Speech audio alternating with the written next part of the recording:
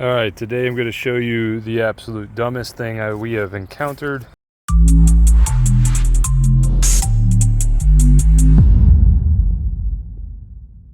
With apparently not a DIY drain system, but a landscaper put this in.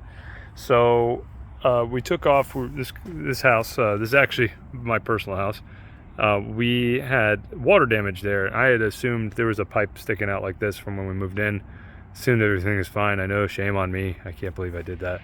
But so we started getting water issues right there in the corner. So I took off this pipe, and it's really heavy.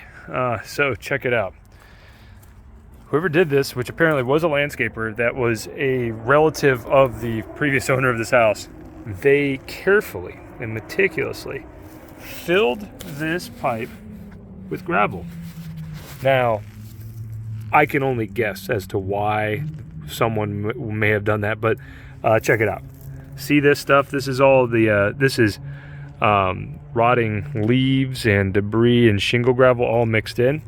So what was happening, I get this question quite a bit as far as customers saying, someone will say, hey, so you just put gravel in the system, right? Or gravel with the pipe, and without understanding what gravel does. So my best guess is that somebody was just thinking, gravel drains well. So, this pipe will drain better if I fill it with gravel. I honestly have no idea. That's the closest thing I can come to that makes sense.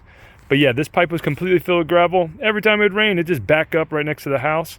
And, slowly all the debris would just kind of filter on through. Check out. I mean, it took time. Look at that. There's the gravel. Don't put gravel in your system, guys. Look at that. This is roof material mixed with gravel. It's just worst idea. Don't do this. Hire a professional. If you need a professional drainage system installed, call Drain My Lawn if you're in the Charlotte metro area. Or find somebody in your neck of the woods that does this for a living. Don't hire a landscaper for this work.